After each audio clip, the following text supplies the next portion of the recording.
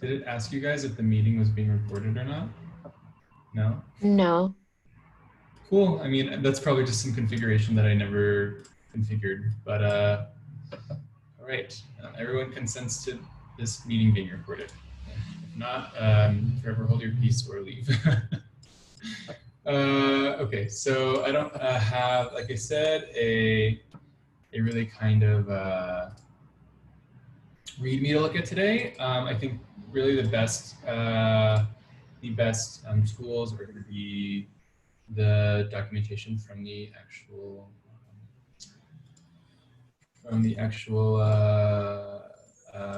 curriculum. So that's kind of what I'm going to follow.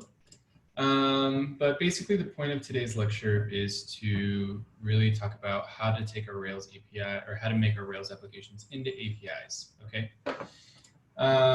So basically you can read about this in the Rails documentation. In order to create a Rails application that has a lot that takes out a lot of the stuff. When we use Rails new, right, we're creating views. There are tests for the views, right? There's a lot of bit of information that we don't actually need when it comes to just making an API. The whole front end of the application is kind of cut off, right? And in order for Rails to kind of configure that so that there's not that extra data there, we just add this -- API flag to the end of our Rails new command line tool, okay?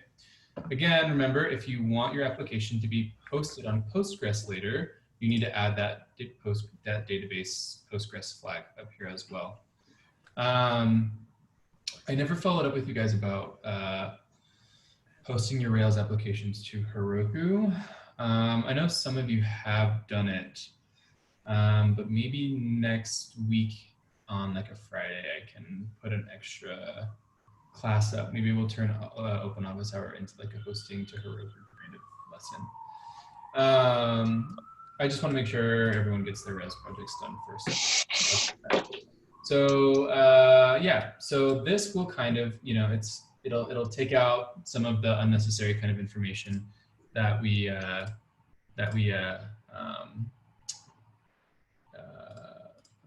used originally. If you want to change an existing application to be API only, you can kind of follow these directions as well. But I've set up one for us. So again, that would just kind of look something like, we just Rails new some app name -- API. Okay. So like I said, I already have that open, and you can run your generators the same way as you would in a regular Rails application, right? So I have 2 migration files. I've created countries and cities. Cities belong to a country, and they have like a name, Boolean value. Is it the capital of the country? Yes or no. And then the country here has like a name, population, and like the national bird. So the other thing that we need to do, or that is similar to before, is our models are here, and we need to kind of create these relationships inside of our models. Again, nothing new. We need to go into our gem file, and we need to comment out this gem rack CORS. So this is already in there. We just need to go in and comment it out. CORS stands for Cross Origin Resource Sharing. Thanks. Thank you, Rails. Cross Origin Resource Sharing, and it's basically a mode, a layer of protection that asks, now that we're a Rails API, right, we're expecting that applications are going to make requests to us, right? And inside of CORS configurations, we can determine who are we accepting requests from, what kind of headers are we accepting, what kind of HTTP verbs are we accepting, right? So all of that is managed kind of through this gem called rack CORS, okay? And in order to configure CORS, we need to go inside of our config folder here and go into this application file. And there's a bit of copy and paste code from inside of the curriculum that you really just kind of copy and paste. All this is saying right now is that, hey, we'll accept. I need to turn on the automatic mute again. Yeah. So this is saying, hey, we'll take in any origin, we'll take in any resource, we'll take in any header, we'll take in all of these methods. I don't know what max age is. Does it say what max age is in here? I don't think so. Maybe age has something to do with how old the request is, but I'm not quite sure. It's set at 0, so I don't know. Google that if you have questions about it. But this is kind of basically it, right? So this is basically kind of like a wall that's put up that we're putting up at the front of our application to say, hey, this is what we're going to allow. And right now the gates are pretty wide open.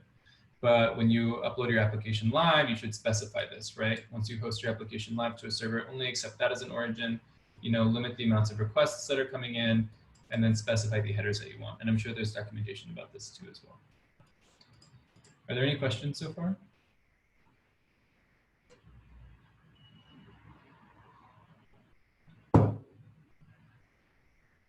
Okay. The thing that's going to look the most different is our controllers. So in our controller, this is going to look the same, right? For our index page, our show, we're going to follow the 7 RESTful routing conventions. Those aren't going anywhere. We can create our own custom routes, etc. But for now, I just have like an index and a show route for the countries and the cities. One thing that you'll notice is that I don't have the instance variables written because there is no view to pass information to, right? So writing things as instance variables just isn't really useful. Okay. So we have, I grab all the countries, I save it to a variable, and then I use render JSON as it's kind of my new command, my new method that I'm going to use to return JSON information to whoever sent the request. Right? And what that looks like is I have my server running now. Oops, I don't have it running apparently. This is what it looks like. I have 3 countries in here already, and I think I have 6 cities. This looks just, very similar to the Google Books API that we used, right? And then if I go check out my cities route, it's the same thing. I also have a city show page, so I can say /cities/1. Oops, do I have that? Do I not have that? Oh, I did take that out. So I'll just do city equals city.find grams AD. I'm going to do this for the country as well. Oops, that was supposed to go here. Country, city. I could use before action, but I just never wrote it. It's fine. Cities/1, right? There's the information that we get. So our routes are no longer giving us, our routes are no longer presenting views, right? They're just presenting database information as JSON. Are there any questions so far?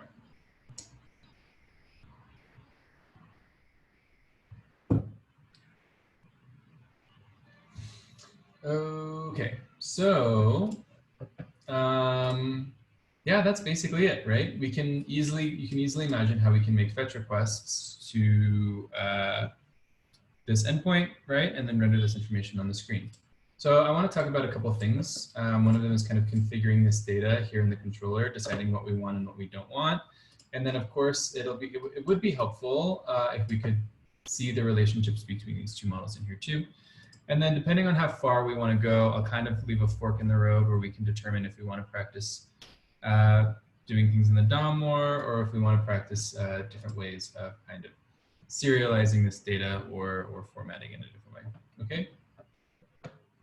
So basically, if we want to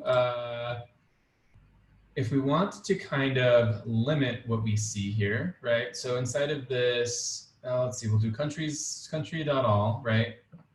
If we look at the country.all right now, or if we look at the route for the index route for countries, we get the ID, the name, the population, the bird, and created and updated that. This might not be information that we need, right? So as we've seen kind of before in Ruby on Rails, we can use our only or our except macros or methods to kind of eliminate the things that we don't need, right? To kind of be specific about what we want. So in this case, I'll say except I don't really care to see the created at or the updated at. And if I refresh the page, those things are gone. Okay. But if I want to say, let's now include the cities that belong to these countries, then I can right here just say include. And this can be an array as well. We can say cities. And if I refresh the page now, I have the cities here. Okay. What you'll see in the documentation is that, let's see, related and rendering related objects. You'll see right here that whenever we use include and accept, it's the same thing as using this to.json format. So you'll see both of these used. And I'm forgetting exactly where, oh, it says right here, okay. So right here it says all attributes of included objects will be listed by default. And we notice that here, right? Inside of the nested cities, we see that all of the attributes are listed by default. Using include also works fine when dealing with an action that renders an array, like when you use all and index actions. As before with only and except, include is actually just another option that we can pass into the to.json method. Rails just obscuring this part. So you'll see both to.json and the lack of the use of to.json. What the documentation is just saying is that, you know, Ruby likes to kind of obscure a lot of things for us, and it's basically doing that here, right? It's automatically calling the to.json and including this kind of include option at the end. So to.json isn't a necessary method to use if we are okay with all of the attributes being displayed. But what we'll see in the next example is that we do kind of need to use to.json if we want to be specific about what the relationship information displays, right? So if I wanted to take out some information like, you know, the created at, the updated at, and maybe even the country ID, right? Maybe that's not, you know, or maybe the information with the capital isn't necessary, right? There's not really a way inside of my code right now to say something like include cities. Well, let's try this. I wonder if this would work. Something like, yeah, no, see, yeah. I think that's the kind of problem, is that you can't really do something like this. Include, or, you know, accept, because this is kind of like a nested hash going on. But let's see if this works anyways. Accept, created at, updated at. Let's see, this might work. I'm just testing it out. Yeah, cool, it does. Okay, so the documentation doesn't seem to be right. To remove all instances of created and updated from the nested bird location data in the above example, we have to use nesting into the options. So the included bird and location data can have their own options listed. Using the fully written to.json render statement can help keep these things a bit more readable here. So I think that's kind of what it's saying. It might be a little bit more readable if we write it out as to.json, but as I've kind of just demonstrated here, yes, this is confusing to look at. But we can kind of break this out into, we can kind of break this out if we want to. We can say something like this, and then we can do something like that, and then we can do something kind of like that if we wanted. And this would, let's see. Yeah, that's a kind of a little bit more JavaScript-y looking. So do you need those curly braces? Well, I'm trying to use the curly braces to like help it be a little bit more readable, but let's see if we really need them or not. Because as we've seen before, Ruby loves to not use curly braces, but my worry here is that some of these colors are changing. That being said, we've never really been able to trust Adam with these colors in the past. So let's see if this works. My feeling is that no, it's not going to. Yeah. So you're missing a bracket though. Oh, you're missing a bracket right here.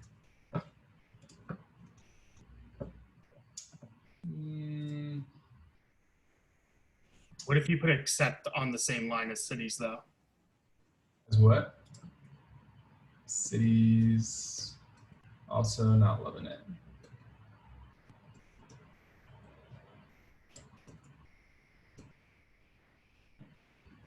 Wouldn't you need to separate the include and the except for cities and then the create at? Or that's what you're doing with the curly That's brackets? what I'm doing here, right? Okay. Get an extra curly bracket at the beginning of cities. Sorry? You have an extra curly bracket at the beginning of cities, and there's no end to that one. Well, I want that there. If you do, you just have to add another one at the end then. There we go. Okay, so that kind of works. So we could write something like this. So the documentation or the README says, hey, it might be a little bit nicer if you write it all out like that. Now we have this example here where we've kind of gotten away with doing that, right? Doing it like this without using the to.json. So takeaway here is you don't need to use the to.json. It's kind of implied when we're using this rendered JSON here. You can write it either way. Are there any questions about this so far?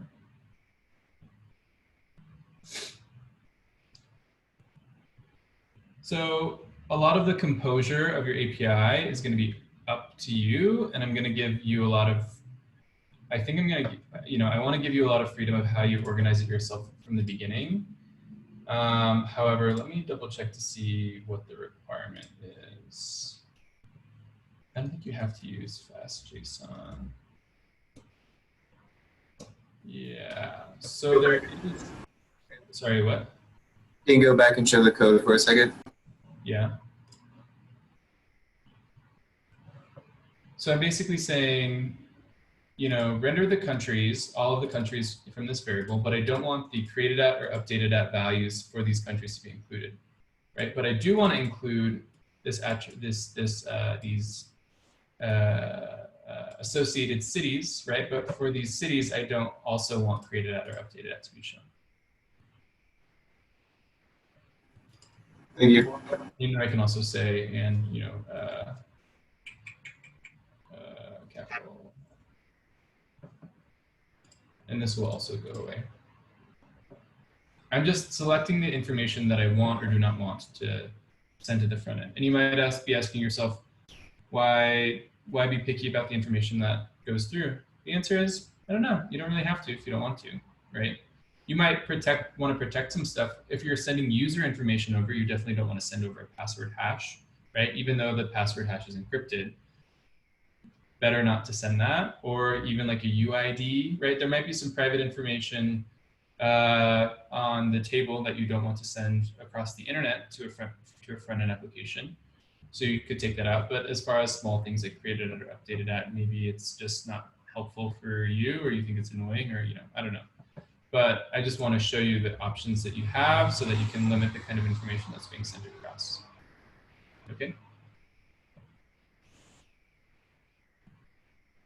This also can work in the reverse, right? We can say include country for, I'm so sorry, for the city.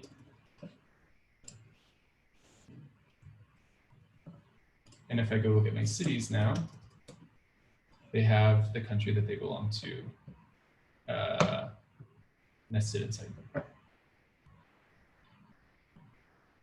So it's going to be up to you to think about when my information comes from the server, the backend, right? Is there an endpoint that's going to give me all of the information that I need, right? Is it useful for me to get both the is it useful for me to nest them, right? Should I nest these relationships, or should I leave them individually and make 2 separate fetch requests and then do the kind of pairing on the front end, right? My understanding right now is that the industry is moving towards not having relationships nested, and instead having like a having like a resource here where if we're looking at a city and says, hey, the country, if you want to know more about this country, make another fetch request to this endpoint and go get information about that country this way. However, you are all kind of just beginners with APIs, and a lot of the labs themselves even kind of include this nested information inside of the API, right? So at this point, I don't think that it's necessary or important just yet to enforce this kind of make as many fetch requests as possible to get all the information necessary. Do not nest them, but we will talk about, or I will send out the kind of guidelines for constructing a JSON API that are kind of not necessarily universal. They are guidelines, and I think the industry is working towards some sort of a standard, but you will see that this is kind of a contested point, right? I want nested information. It doesn't make sense for me to have to go make another API request when I can just literally put this information in here, right? And then it helps me as the engineer. But I just wanted to kind of let you know that that's kind of a conversation going on right now with API formatting and construction. So, we'll think about this. I think we're going to build out, I want us to build out an application together, or just a little JavaScript application so we can append this information to the DOM really quick. Any questions so far? Yeah, you said about the project, we do or we don't have to use FastJSON? Because that isn't a requirement. Serialize, and I thought that had to do with FastJSON. I'm about to show you how to make your own serializers right now. It's quite easy. Okay, so serializers doesn't have to do with FastJSON? That's just that well, no, I mean, a serializer is just a model that abstracts away this kind of logic. Okay. But to be honest, what we've seen so far is that this logic isn't really tricky to write. So you're not required to use serializers in your project either, I don't think. Where did it say that? Did I close that out already?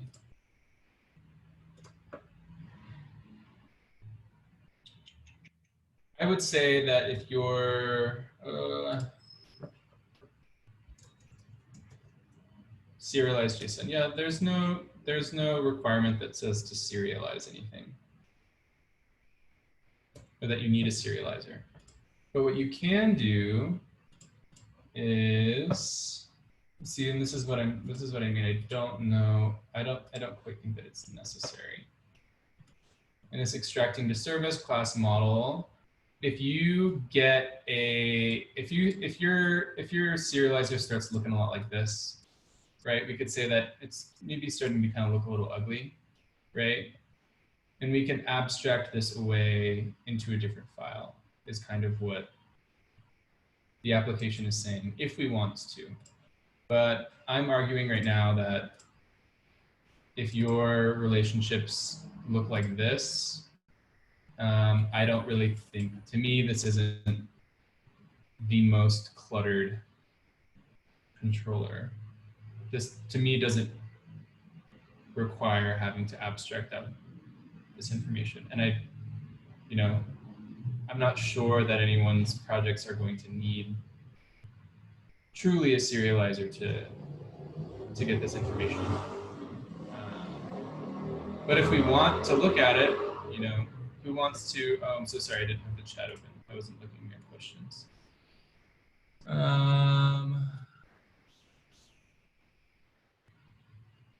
Okay, so David, I asked your question, I answered your question. OSHA, the routes are the same. Routes look the same.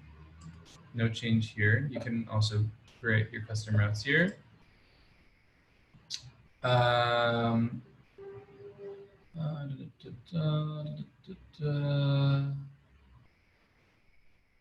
Let's see. Oh my God, Bryce. Okay, so let's see.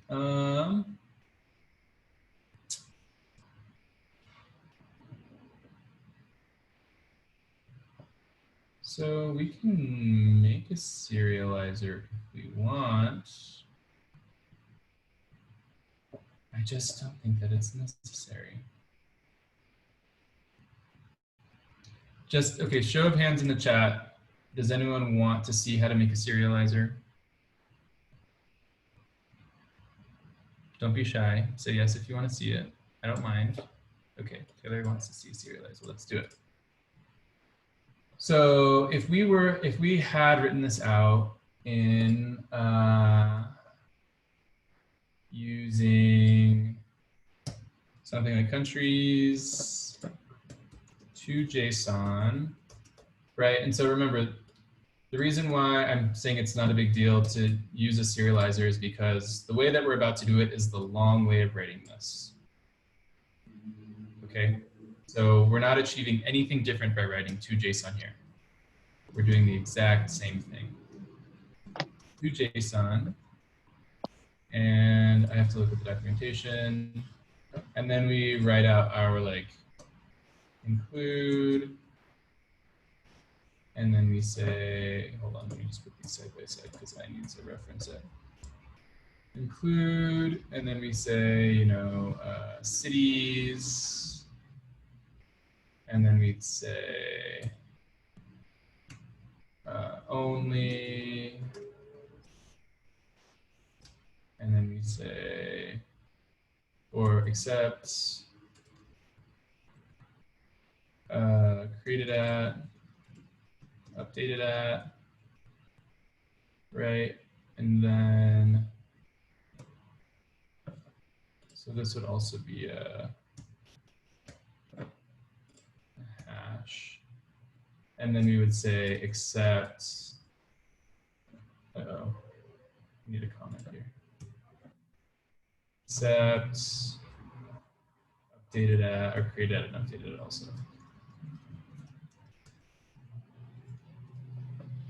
And this should work.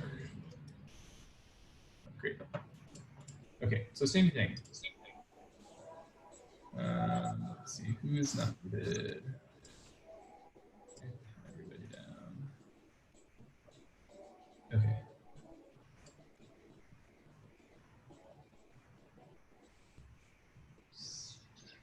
Maybe it's just me? Okay.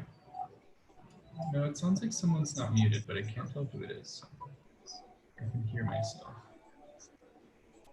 Okay. Okay, there it is. Okay, good. All right, so if we wanted to break this out, we could say inside of, what was that?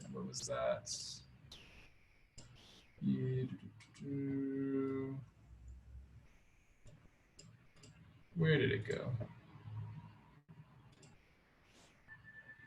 Extracting a service class. Okay, cool. So then in here, we can, inside of our app folder, make another folder called services. And inside of services, we can make something called a countries controller or a country controller .rb. And we could say class country controller, or not country controller, sorry, country serializer.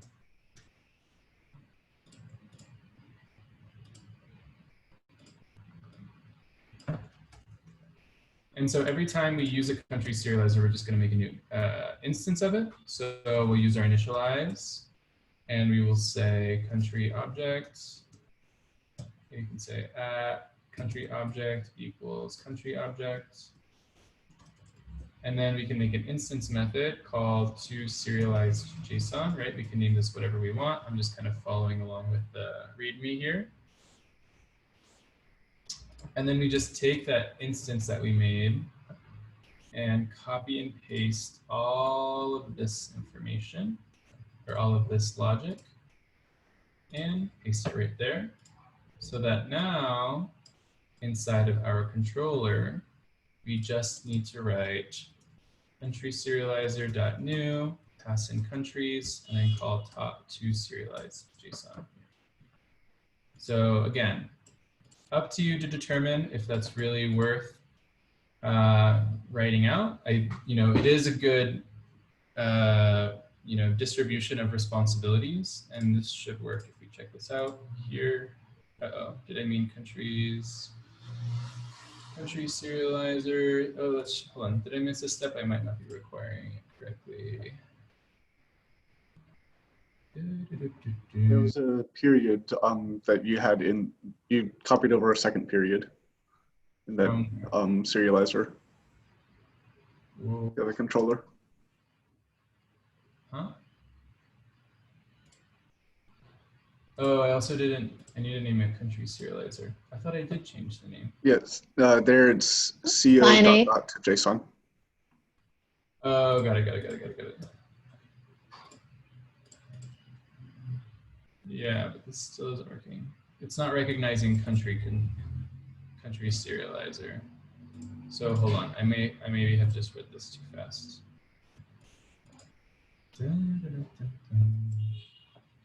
Make a folder under app called services.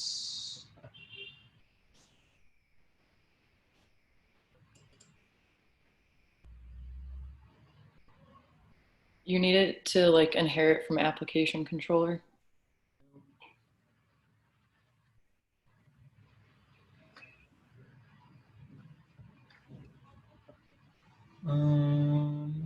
Don't you also need like your belongs to has many in your serializer? Where did you get that from? Because I have serializers written in my project with that work just fine. But you're using FastJSON. Oh, okay, yeah, I am. So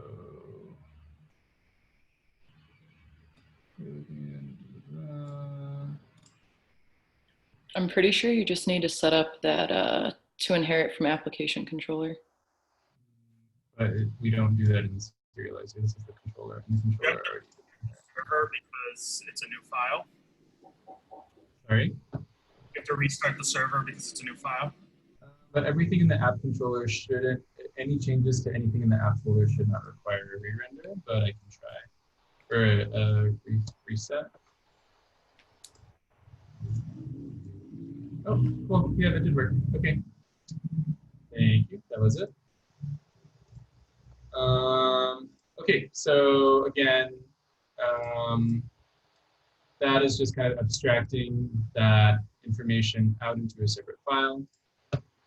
If you do use the FastJSON serializer, then you can, then you are expected to write out these serializers from scratch, right? Generally, everything in the app folder is included. The application controller is just for handling network requests, and the country serializer has nothing to do with routing network requests. So it doesn't need to be linked to the application controller at all. And because I'm pretty sure that the environment requires everything inside of the app, this country class is automatically accessible to the country's controller, right? That's what thinking back to the environment file, right? That's kind of what its purpose is. We require everything there, and then everything has access to kind of everything else, right? So this will work not only here, but it will also work here. So you've noticed that that our toJSON method can handle both an instance and an array, a single instance and an array of instances.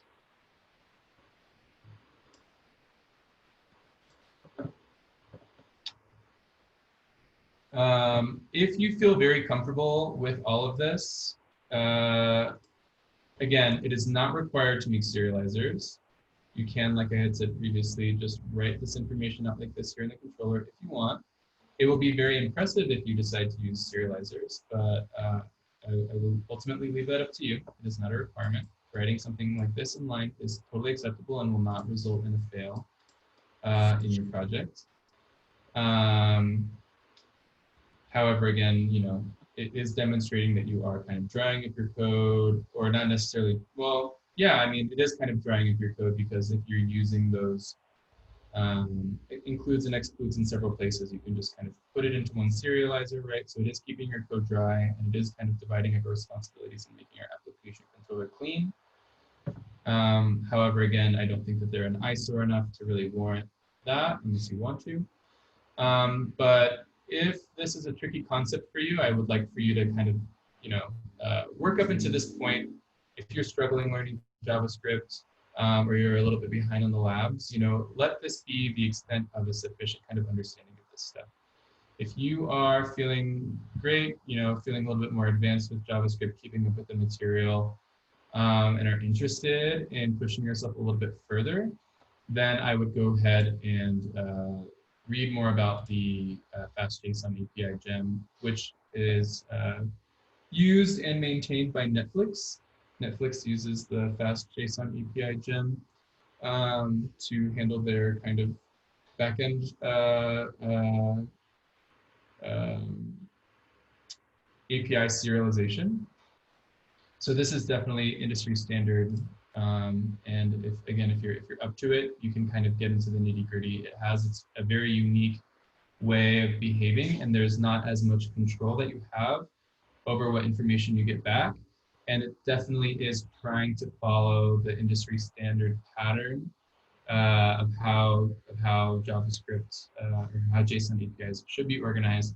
So it takes a little bit more depth and understanding to try to get it to work the way that you want it to work. Okay, it's not going to be as straightforward as including and excluding what you want here, and even organizing the JSON to look how you want it to. Okay. So again, it's a sufficient kind of goal to make your own serializers and incorporate it into your controller, as far as I'm concerned. Are there any questions?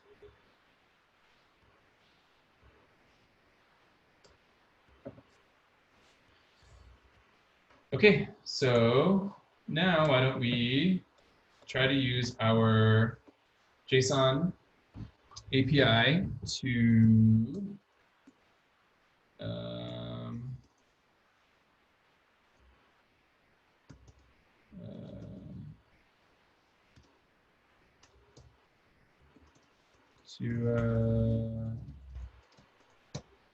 have like a little application.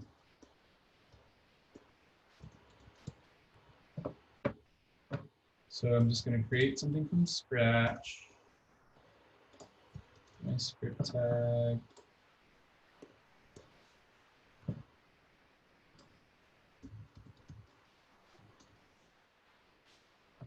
And maybe we'll say something like,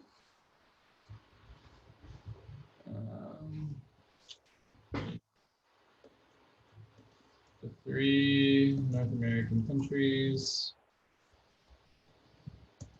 We have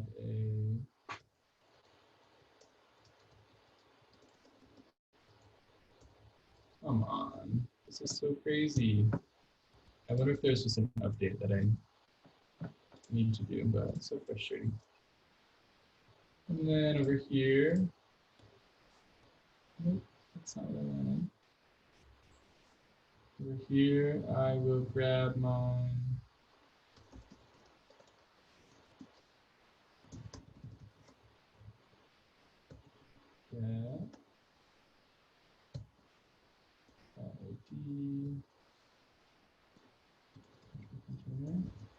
and we'll put all of our countries nested with their cities inside. So now that I've grabbed that, who wants to propose what we should do next?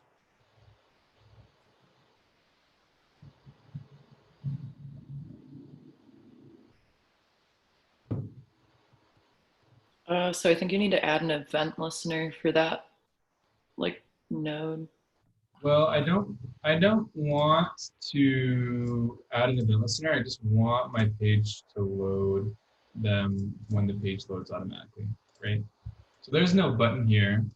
We could put a button that said something like load the countries, right? And then when we click that, they could show up. But I'm just imagining that when someone comes and visits my page, the fetch request gets set off automatically, and I see every country with their cities nested inside. Don't you still need that DOM content loaded listener though? The DOM content loaded listener is all about where we put our script tag, right? And I put the script tag at the bottom, so there's no need for me to use DOM content loaded unless I want my variables and my methods to be private. Okay. Then I'm not sure. Good questions though. Those are good clarifying questions. You want to do a fetch request for the country? Fetch request. You want to get the countries or you want to get the cities? Isn't the first one countries? Yeah, but this is just the thing that I want you to be aware of, right? From the cities route, we nested the country as a relationship, right? And from the countries route, we nested the cities. So when you're composing your API, you're going to have a lot of different ways to get the same information. So I was just clarifying that, yes, I think the answer is that we do think that the best way to get the information for our purposes would be just go ahead and grab the countries first, because they're going to have their own, cities inside, right? So we can say localhost 3000/countries, and then I can say .then. We can have an object, and I return my object JSONified. And then let's just console.log what our response is. Excuse me. Did I forget something? Cool. So here we go. We have our 3 countries here that we've console logged. And inside of them, they have a key of the bird, the cities as an array, then the ID, the name, and the population. Okay. So let's write a callback function for how we're going to handle that now. We'll say countries object. What do we want to do with that countries object?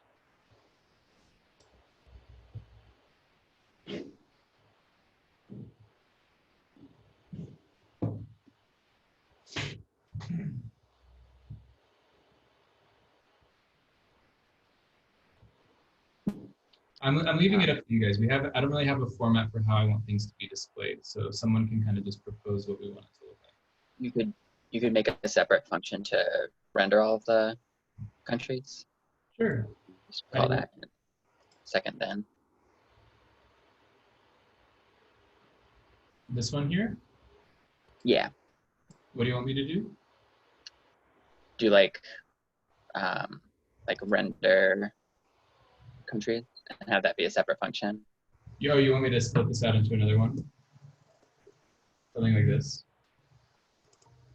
Yeah. I guess. I don't know.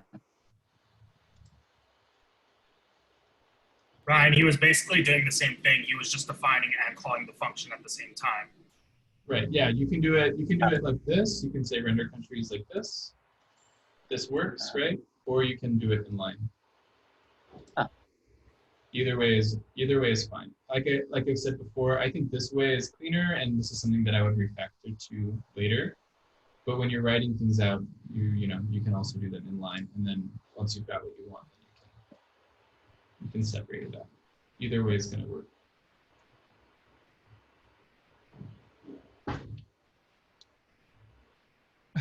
It looks like Ryan's laying on the floor, but I think it's just the wall.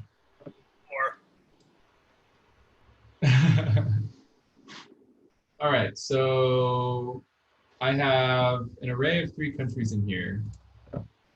What should I do? You could append a UL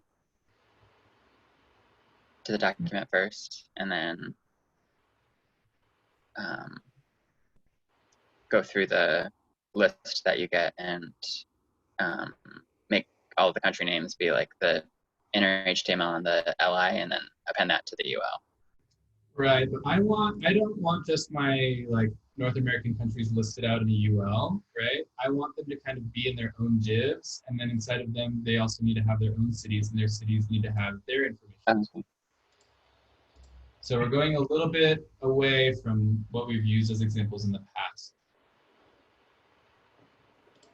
Create div cards for them, each one. I'll create div cards for each one. So Matt, how would you go about making div cards for each one and making sure that each one gets their own div card? First, you would probably want to declare, you would want to do it in a loop, because you want each one to create a div card. Right. my country's object, actually, I guess this isn't even an object. This is an array. This is a country's array. So that's not appropriate. My bad. This is a country's array. So you could do countries array dot for each, Okay. and then All right, then I call back. the callback, and then you would do let div card equal create new element, right? Create new element. It's create element. Element. Document dot create element. Div. Okay. And then you can set the div card. You could set the ID or the class or at What would we want it to be?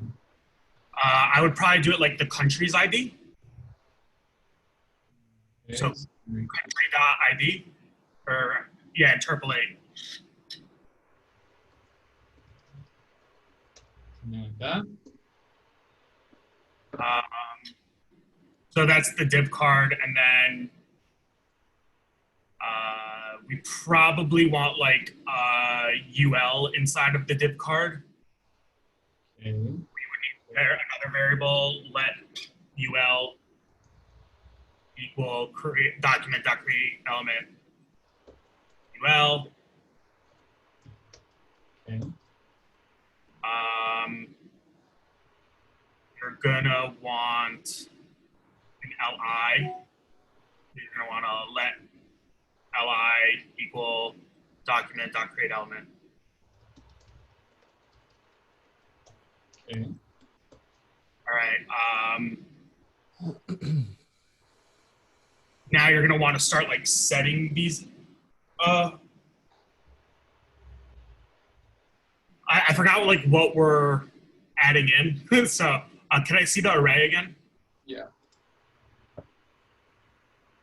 So we're trying to add for each country. We're trying to add the country and then the cities and that cities info. Yep. But I also want like the bird and the population in there as well. I'm sorry, what? You broke down. I also want the bird and the population in there as well. Oh, okay. So then, well, population is for country or for city? It's for the country, yeah. It's for what? For the country, yeah. Okay, so then you, I guess you could put it in a P tag. So you could do let P equals document, create element.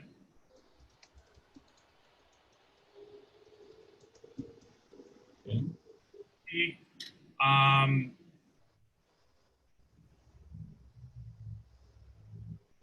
trying to think.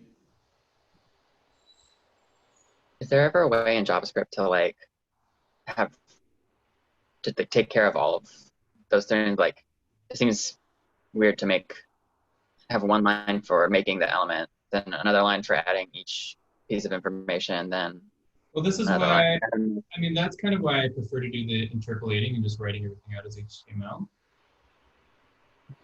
But you can also do it this way. I've done it both ways, but yeah, I just like doing it this way sometimes because then it helps me like conceptualize and break it down. Yeah. So if we have all these, then you can do, I'm just trying to think of like when's the best time to loop through the cities. Okay. We're also going to need another loop for the cities and then write all their information. Right, exactly.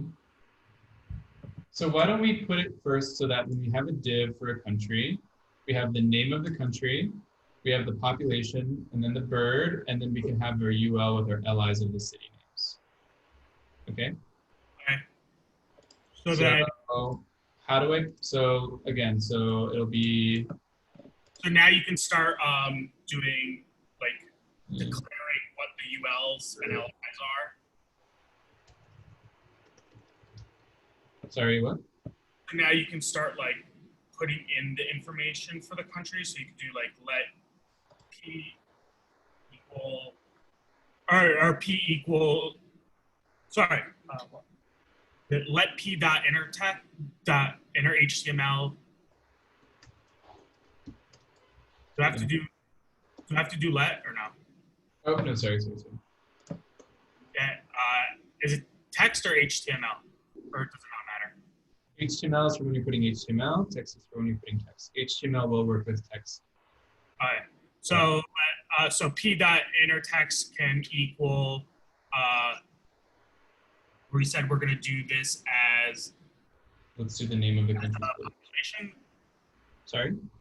You said, oh, you want to do it as the name? Yeah. Okay.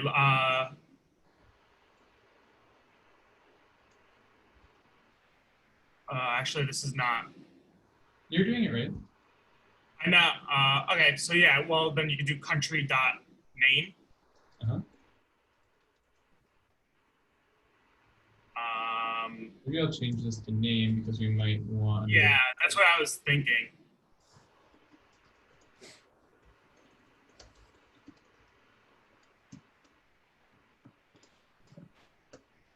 And then you can do. You got to change P to name. Also, name P dot intertext. No, Oop, name. and let intertext equal population.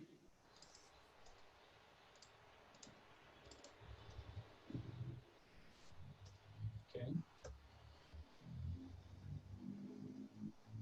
Okay. So that's for the city information. For the country information, I mean. So, I mean, if we just wanted to see that, we can just append it to the main.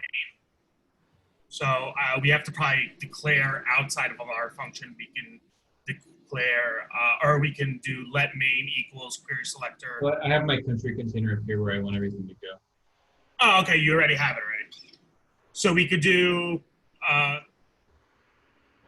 country container dot, we can append those, right? Append. And then you can, the open parentheses. Sorry, my mouse just lost connection again. It loses connection literally 20 times a day. I have no idea why.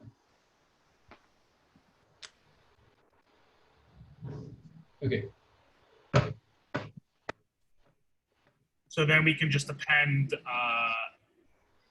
name, population, and bird. Hold on. Still having mouse issues. Chris, they have a new Magic Mouse out, so they're probably cutting it out like they do with their cell phone, so you have to go buy a new one. Spot this one 3 months ago. Okay. So what is it? Open parenthesis. Is it just a pen? That I was asking. I don't remember that. Append. Does anyone else know? I think it's a pen child. So append child, and then you can do name. But why did we create this div card? Oh, sorry. Oh, right. You wanna append the div card to the main. The country container. You're gonna. Well, so then before we append the div card, we probably want to put that name, pop, and bird inside of the div card. Right. Can you append multiple children at once? I don't remember. Yeah, you can.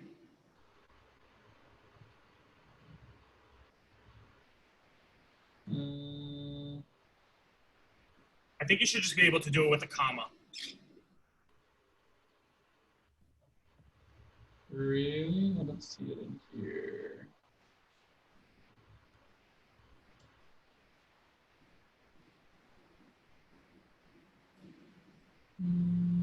Okay, but I'll try it if you say. So we'll say div card dot append child, and you're saying name, pop, and bird like this. Name, pop, and bird. Right. Okay. All right. Let's try this and see if it works. Do you think this is good here? I think so far it's good. Cool, it worked. Except for pop and bird didn't work. Country dot population, did I not do those right? So maybe, yeah, so it only let one in. I think you might need a colon before each one. I've heard. If not, we can do them all separately or after the name. I think from what I was gleaning from the documentation, it looks like you have to do one at a time. Okay. I thought I did it in my in one of the labs, but maybe I'm wrong. Okay. And then I know that we're at time, but we'll continue doing this. And then I want to show everybody like how we would do it with interpolation as well. So we have this, and then the one thing that we're missing is that we need the cities to be listed underneath, right?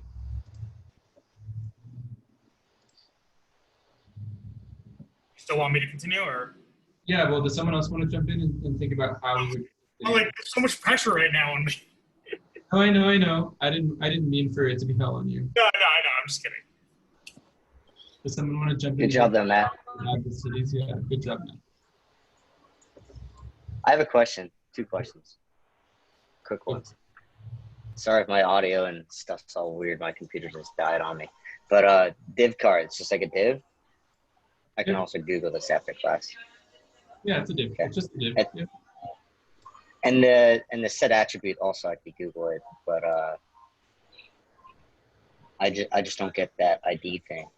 So elements Like what's have going on there. attributes. You can have classes, Right. you can have IDs, you can have names. So you're just specifying which attribute you want to change and what you want to set the value. I think it'll help if you actually inspect the page and show him what it created.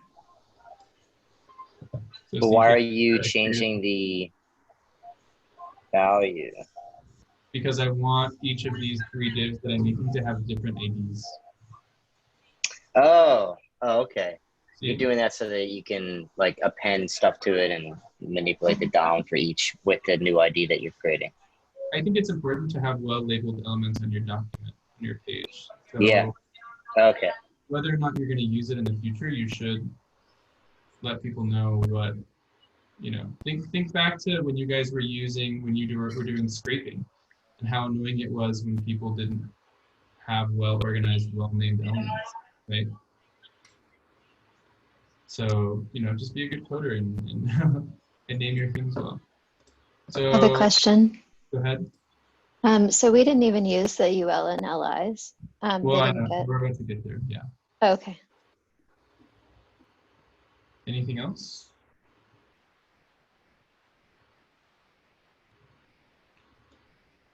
So yeah, I'll kind of wrap us up here because we're over time. So I'll just say that it is true that we want the UL to be in here, but the UL is going to have an unknown amount of countries, right? Or of cities for the country.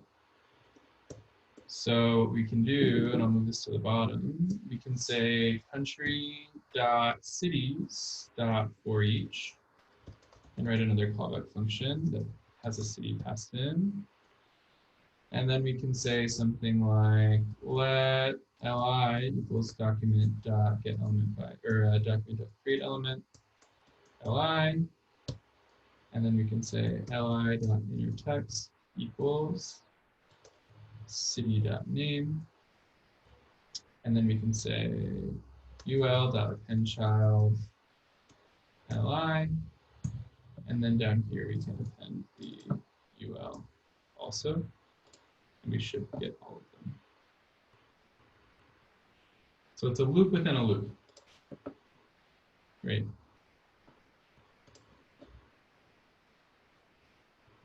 And basically, I know that I have to make a div card for every div, but then I have to make an li for every city.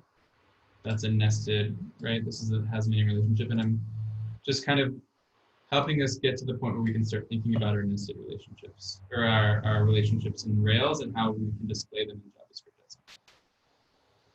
JavaScript. Chris, I have a, Go ahead. previously you've told me not to try at all costs to avoid doing loops inside loops. Right. When do we decide when it's appropriate and when not to use it? Well, what you could do, I think for the, again, for like the purposes of the project, loops inside loops is like, it adds to the time complexity of an application, right? Which is something that William brought up when he was talking about his process, right? When you're doing a loop inside of something else, you are increasing the time complexity of that function, right? Generally, you don't want to do loops inside of loops when you're looking for something. In this case, what we could have done is we could have gotten all of the divs on the screen, and then we could have iterated over all of the cities and gone back into their appropriate ULs and then put them in there later. And that would have been two separate loop functions. One was not looped inside of the other. But if you think back to your Rails applications, how many times were you looping inside of loops? Almost always. So, you know, there is a situation like this in which it's like, okay, well, we're looping inside of the loop because when we're inside of that loop, we're like, we need all of that information inside of there, right? I need every city for every country. So delaying it here, I don't think is gonna, in the grand scheme of things, change the time complexity if I were to break this out into a separate function and then make it so that it wasn't a loop inside of a loop. But if we really wanted to avoid doing something like that, then again, we would make that div card itself and then go over each of this. Well, it's kind of its own thing. It's like, I don't know, that's why I just didn't want to talk about space-time complexity, because I think that it's just another factor to think about when you're learning about this stuff. And I don't want us to focus on that right now. You know, just get what you need and put it on the screen. We're not building big applications here, right? No one's going to notice that this is going to take half a second or, you know, a millisecond longer to load because the time complexity is different. Is this technically a loop or is it more of an iteration? Well, it's an iteration. Iteration loop. Right. Yeah. Iterations. Oh, you're just using them synonymously? Yeah, but you're right. It's an iteration within iterations are things that we generally want to avoid. But I don't want to get into that right now. It's too complex of a topic. I have a question. However, I thought you were done. Go ahead, Matt. Go ahead, Matt. A question about the fetch when you put in the site. I thought isn't there also a way to do like something like countries path or something there because it's connected to your front and back end? I don't remember. Because that's we don't have access to our Rails helpers in our front end. Okay. I thought I saw something like that. I think what he's talking about is in the I forget what it's called, the Pokemon Lab. They would have HTTP localhost as the base URL, set as a constant as the base URL, and then they would have like country URL, a constant of base URL plus /countries. I think that might be what Matt is talking about. Maybe that's what they did and I didn't realize. Yeah, they assigned it to constants at the top. Oh, okay. Yeah. Maybe. Yeah. Any other questions? I can ask this in office hours, like right after here, but I was just gonna elaborate on the whole like iteration thing. Instead of using for each, could you have done a for in? Still an iteration. Yeah, but I'm saying like it's the same thing, right? Would have accomplished the same. Yeah, but yeah, sure. I don't know why I can't give you an argument for using for in versus for each right now. Do you have a reason why you would use for in over for each? I'm simply curious because like I'm not to the Pokemon Lab yet, but I'm like past the for in and for of and stuff, and then there's for each, and I'm like, why would I use for in when I could use for each? And I guess I don't fully understand the difference between them. I don't think that there is one. I think that they're just two different ways of iterating. Remember that you and Taylor and I'm so bad at names, I'm so sorry. Burbage. We talked about this yesterday, and you said that generally stick to for each, but I think Taylor had brought up that for in. Ryan, are you to the part where they talk about how arrays are objects, so technically you can give them key value pairs? I think that Taylor had read something that said like you would use for in, or I might be reversing them, I'm sorry. You would use whatever one on an array if it had a key value pair in there or something Or like that. of. Thank you. Yeah, so it was for of, and then for each was best to iterate over arrays. Right. I don't think that you can also do like a string dot for each. The difference between for in and for each is one gives you access to the element and the other gives you access to the entire array in the way it returns. Yeah, that's true. But you could also have called the array inside of here just on cities, right?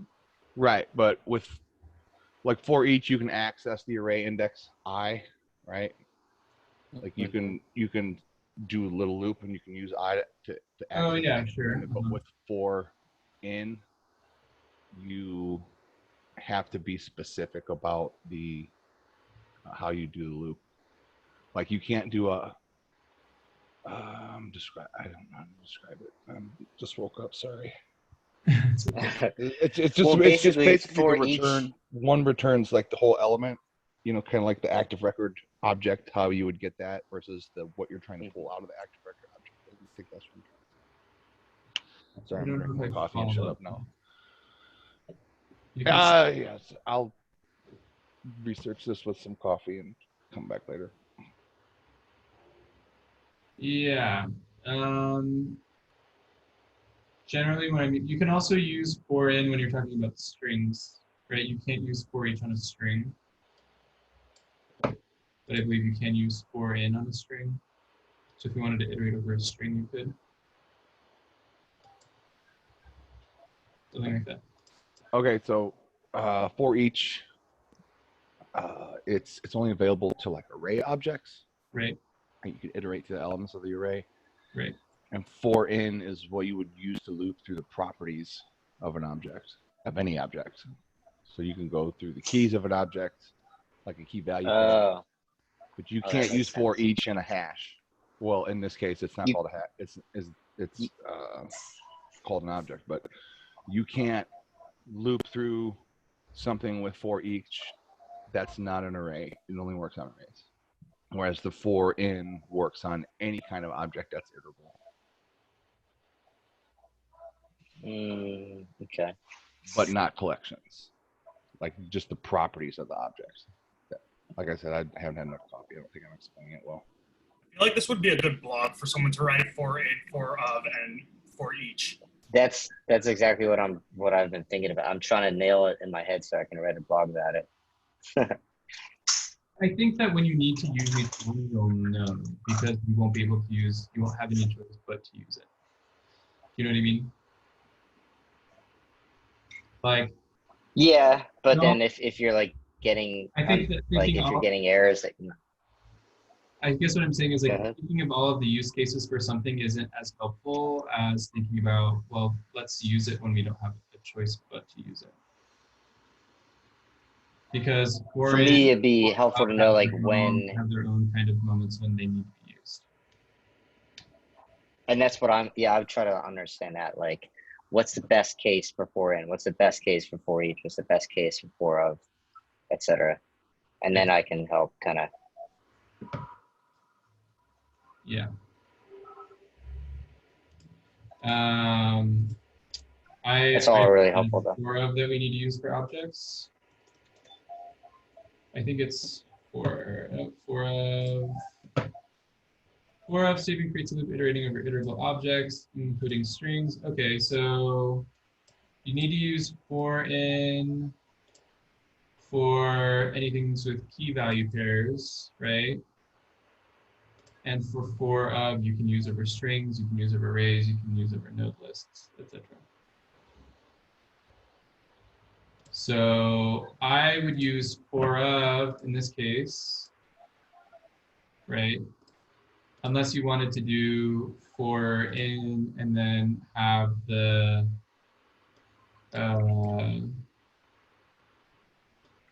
like, I don't even know how this would work on an array. I don't think I've ever used for in on an array.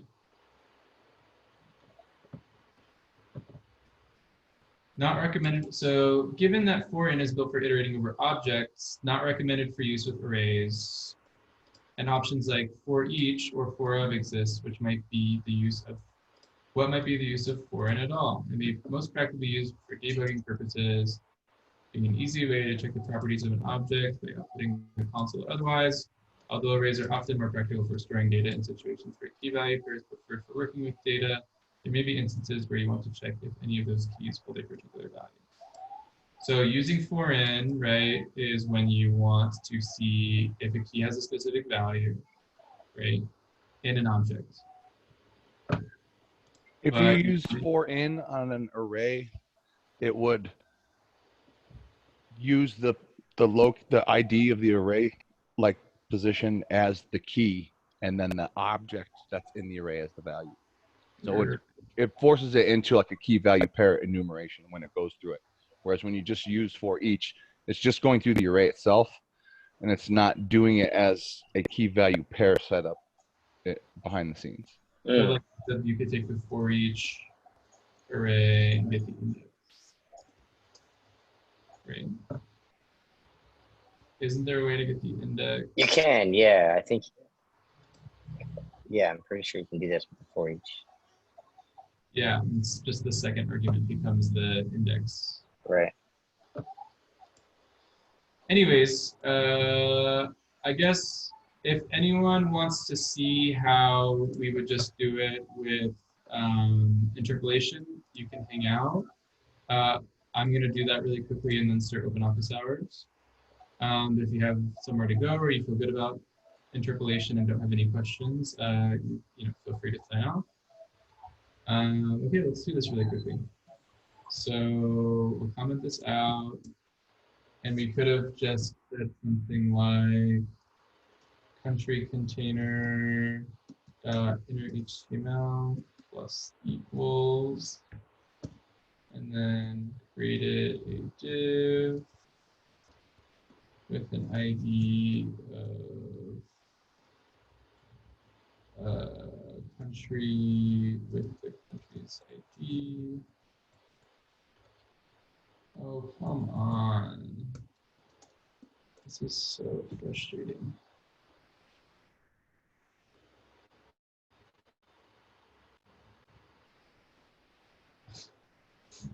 Like,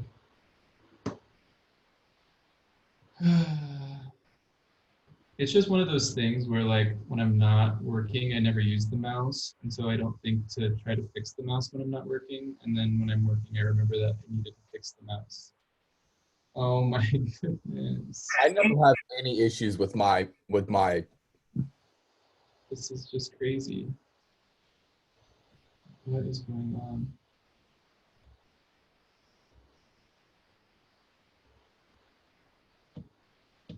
Okay.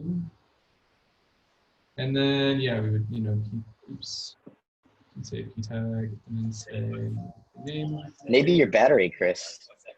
My battery is more than halfway full, and it happens even when it's of your mouse. Yeah. Oh, okay. You forgot an R in the line 10 for country.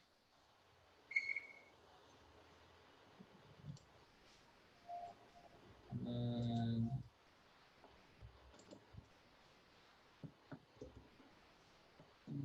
let's say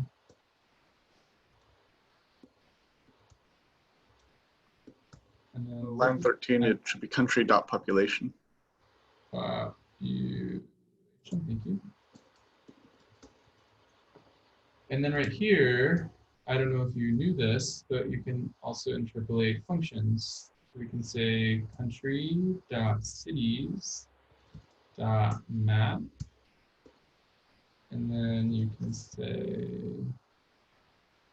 this would be like a good use case for like an arrow function, but let me see if I can get it to work out. You can do one-liner regular functions. You can say city and say returns using li.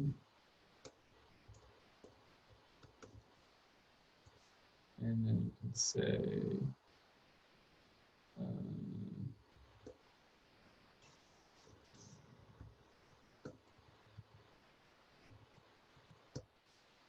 something like city.name. And then of course you want to join them because it will return an array. And then you could just do something like that. What's the join do again?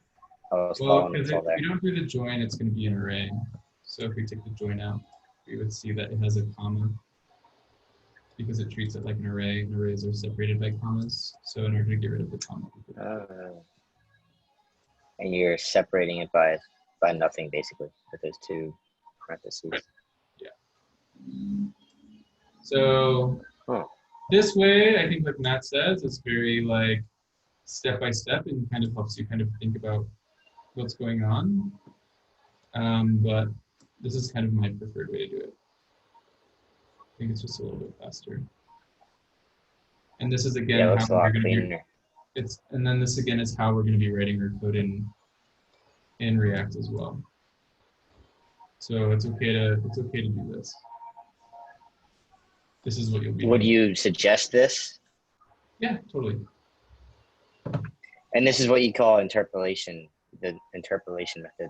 You're just like adding inner HTML and then just kind of putting in the elements, values, and such within the actual HTML, as opposed to iterating through and, well, the other way.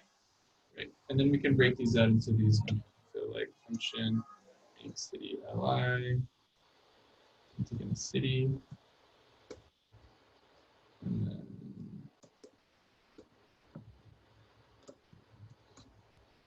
oops. Let's see what did I do.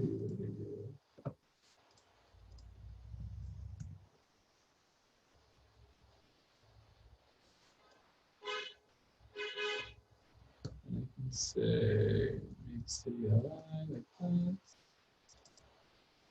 Something is There's an extra parentheses, I think.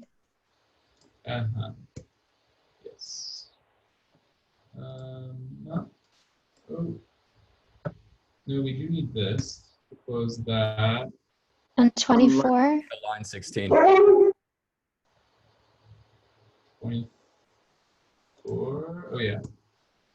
There. No. And then line 16. Oh yes. And then missing one there. Okay, great. Still don't know where this one is. Where is this one going? Oh yeah, right there. Oh yeah, and then we want to just put this join over here at the end, like that. Okay, there we go. Happy with that. And then we can take all of this out.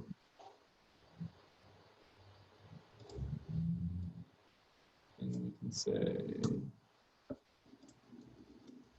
function make tree div.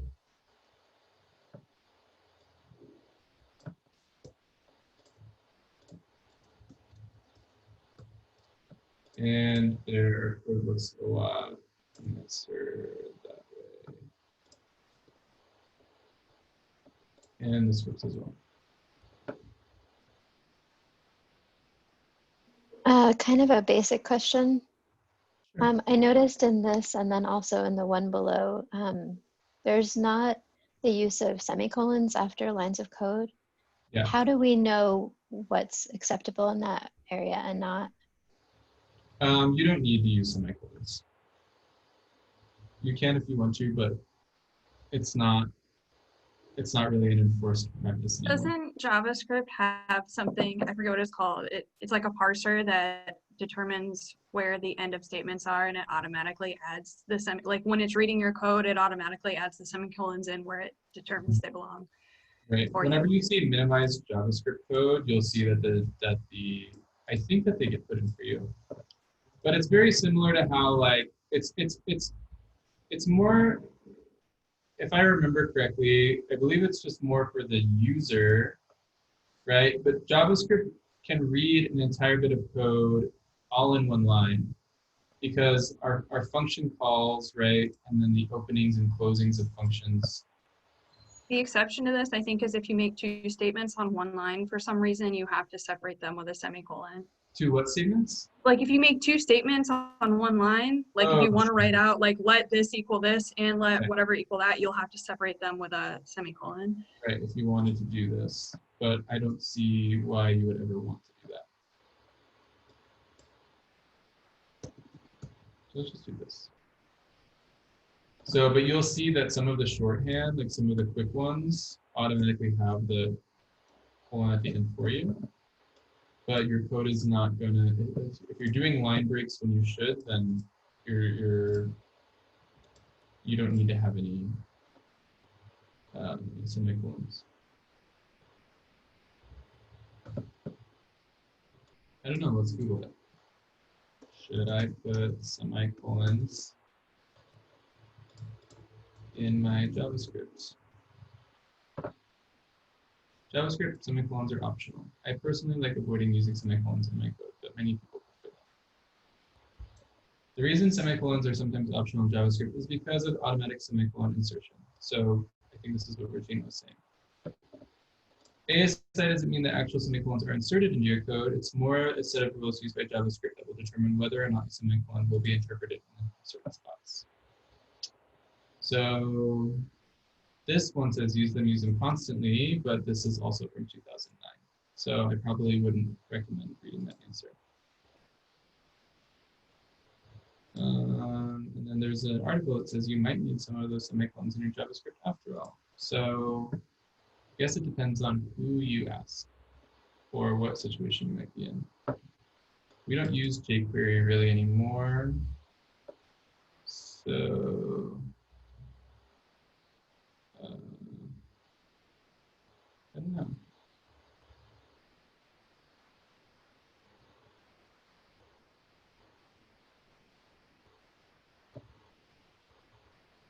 I think that I don't know. I don't know much about.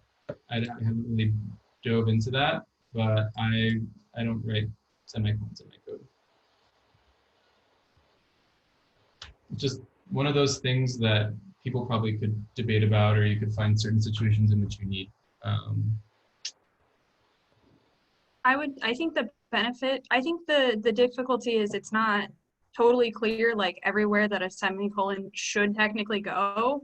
And I think like, so the benefit to not using them is you don't have to think about it. And JavaScript 99% of the time is going to parse your code correctly.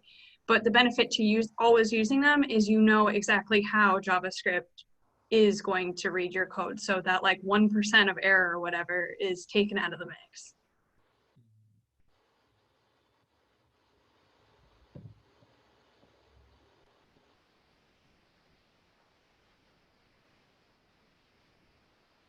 So JavaScript semicolons are needed at the end of JavaScript statements. Lots of things qualify as a JavaScript statement. Here are some examples.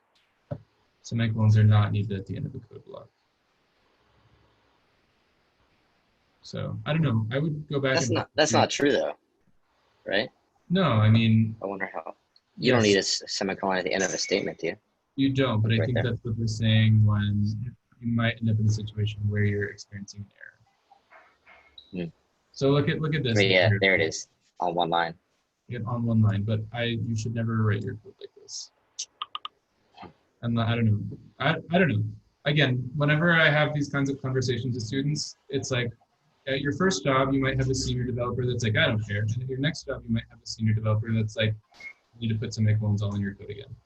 You know, everyone's going to have a different, someone's going to tell you something different. It's just one of those like, just like people are debating whether or not const should ever be used or should it, I don't know, it's like a, yeah, it clearly has some moments when it might be needed. I don't ever use it. So I'm not going to use it until I find that I might need to use it. I don't know. I don't know. Maybe it's a bad habit.